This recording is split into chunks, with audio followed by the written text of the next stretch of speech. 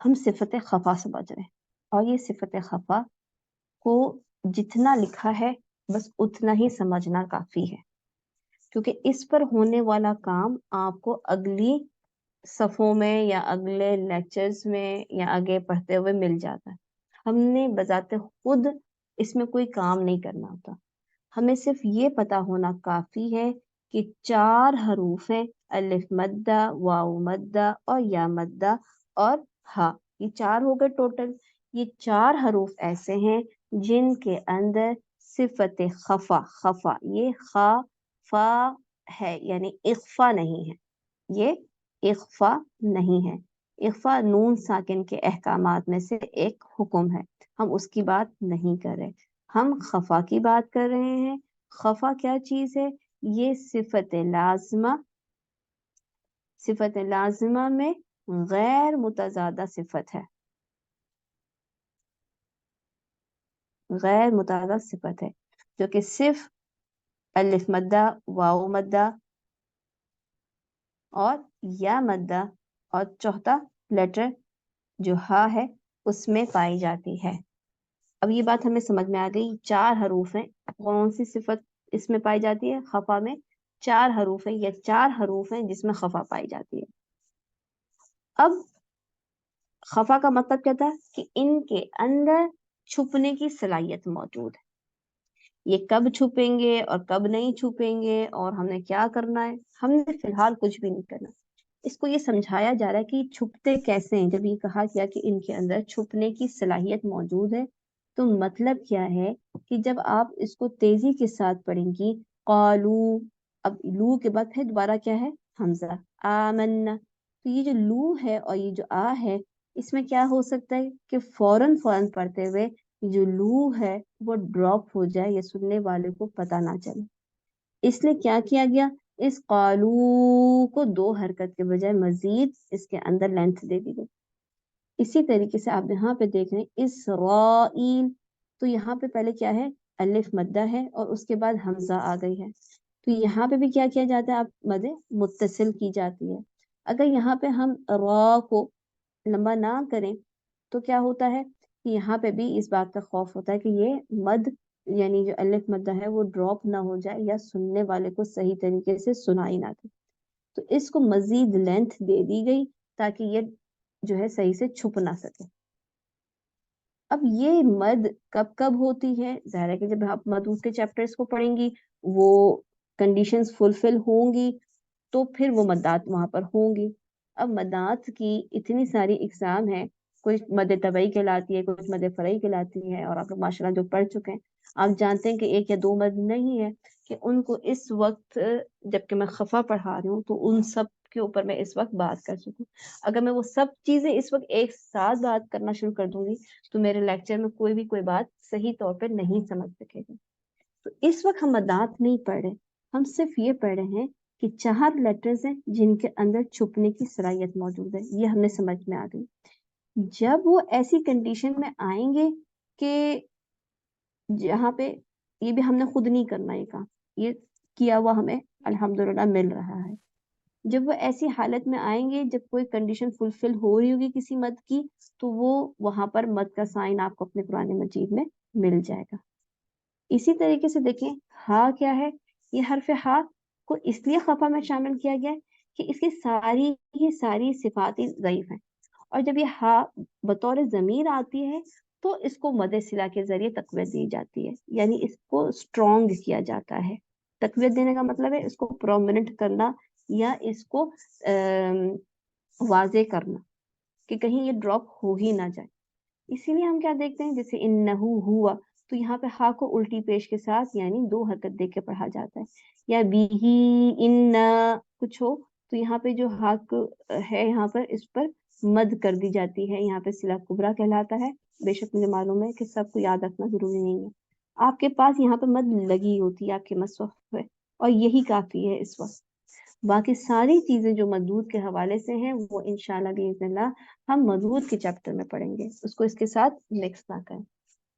ठीक है, हमने क्या समझा? सिर्फ कि सिर्फ 4 हरूफ हैं जिनके अंदर छुपने की सलाहियत मौजूद है, बस ये हमें पता होना चाहिए। ये है खफा।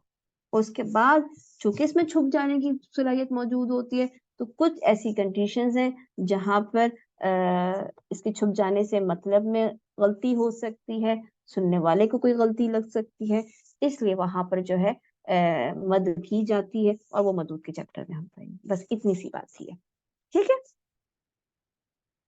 اسی طریقے سے لین میں بھی کو آپ نے کوئی زیادہ اس میں پریشان نہیں ہونا، کیونکہ آپ لین کو جانتے ہیں بچپن سے الحمدللہ. بس اتنی سی بات اس میں جاننی تھی کہ یہ بھی اپنی کنڈیشن کے ساتھ ہی نظر آتا ہے. یعنی جب آپ واو متحرک پڑھ رہے ہوتے ہیں یا متحرک زبر زیر یا پیش والی پڑھ رہے ہوتے ہیں تو اوبیسلی اس پہ آپ لین نہیں کر رہے ہوتے. اس کے لیے کس چیز کی ضرورت ہوتی ہے؟ یعنی زبر پڑھیں گے تو زبر کی جو کیفیت ہوتی ہے آپ کے ہونٹوں کی، آپ کو وہی کیفیت چاہیے ہوتی ہے. جب آپ پیش پڑھتے ہیں تو آپ کو ہونٹوں کو گول کرنا پڑتا ہے، جب آپ زیر پڑھتے ہیں تو آپ کو اپنے ہونٹوں کو نیچے کرنا پڑتا ہے. یہ کام آپ کو یعنی اپنے ہونٹوں کو اسی حرکات کے لحاظ سے موومنٹ دینی پڑتی ہے. جب آپ لین کرتے ہیں تو یہ اپنے مخرج سے کیا ہوتا ہے، سہولت سے یا نرمی کے ساتھ، آسانی کے ساتھ نکل جاتا ہے. بو بئی، اس کو نکلنے میں کوئی تکلیف نہیں ہوتی اپنے مخرج میں آسانی کے ساتھ نکل جاتا ہے. اس کو صفت لین کہتے ہیں. یہ بات ضرور یاد رکھنے کی ضرورت ہے کہ جب ہم با واو زبر یا یہ خو یا بئی پڑھتے ہیں تو اس سے مطلب مد نہیں ہوتی، کیونکہ بعض اوقات کچھ بہنیں یہ سمجھتی ہیں کہ ہم اس کو بھی جیسے الف مدہ واو مدہ یا مدہ پڑھتے ہیں تو ان کو بھی ہمیں لینتھ دینی چاہیے. یعنی خوف بیت، یعنی جب وصلن پڑھ رہی ہوتی ہیں یعنی ریڈنگ ایک ساتھ کر رہی ہوتی ہیں تب بھی وہ کیا کر رہی ہوتی ہیں، اس کو لمبا کر رہی ہوتی ہیں. تو درمیان تلاوت جب آپ ریڈنگ مسلسل کر رہے ہیں تو اس کے درمیان میں خوفن خوفن خوفن یا بیتن ایسے نہیں پڑھ سکتے. پھر آپ اس کو صرف خوفن بیتن ایسے پڑھیں گے بغیر لینتھ کے. یعنی اس کی اپنی اصل ادائیگی کیا ہے، بو بئی خو خی، یہ ہے اس کی ادائیگی. اس کو لمبا نہیں کرنا. جب ہم لمبا کرتے ہیں تو اس کی وجہ ڈفرنٹ ہوتی ہے، وہ مدود کے چیپٹر میں آتی ہے. یہاں پہ صرف صفات کے لحاظ سے ہم نے اتنا ہی اس کو پڑھنا تھا. اور کیا چیز پڑھنی تھی ہمیں آج کے سبق میں کہ ہم یہ سمجھ سکیں کہ ان واو متحرک یا متحرک اور واو یا لین میں کون کون سی صفات ہیں. تو اس کو اس طریقے سے واضح کیا گیا ہے کہ واو لین اور یا لین میں لینا صفت موجود ہوتی ہے، باقی میں نہیں. اور یہ بھی میں بتا دوں، جیسے اس وقت آپ لوگوں کو کنفیوژن کریٹ ہو رہی ہے کہ کیا ہم اس کو یہ بولیں گے یا نہیں بولیں گے. آپ کو صرف یہ پتا ہونا ہی کافی کہ واو اور یا میں لین ہوتی ہے، اور وہ کب ہوتی ہے، جب اس سے پہلے زبر آئے.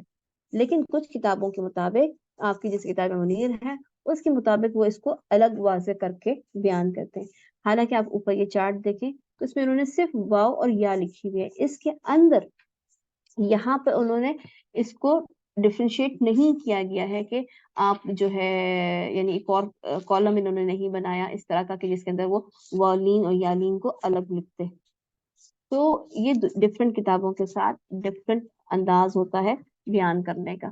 فی الحال میں نے اس کو واضح کرنے کے لیے یہاں پہ اس کو الگ کر کے بیان کیا ہے تاکہ آپ کے سامنے واضح پکچر ہو جائے کہ ہم لین کب کر رہے ہوتے ہیں، صرف جب واو اور یا کے اوپر یا سکون سے پہلے فتح ہو. ٹھیک ہے، پلیز مائک آف کر دیجیے گا.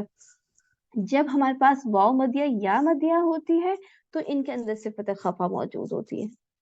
اور اسی طریقے سے الف سے بھی مطلب کیا ہے کہ الف مدہ جب ہم کر رہے ہوتے ہیں الف جو ہوتی ہے اس کے اندر خفا موجود ہوتی ہے، لیکن یہ خفا آپ کی واولین یا یالین کا حصہ نہیں ہے، واو متحرک اور یا متحرک کا حصہ نہیں ہے.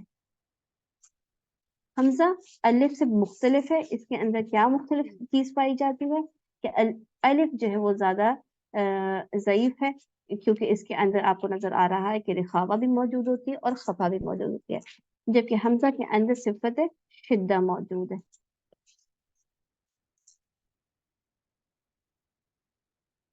کلیئر ہو گئی بات؟ جی مس الحمدللہ. جی مس کلیئر ہو گئی. جی مس الحمدللہ جزاک اللہ خیر. الحمدللہ. یہ بس اتنی سی بات تھی، اس سے زیادہ آپ لوگوں نے اور کچھ نہیں یاد کرنا اس کے اندر. الحمدللہ نہیں اچھی طریقے سے ایک دم پورا کلیئر ہو گیا ماشاء اللہ قوت الا باللہ جزاک اللہ خیر.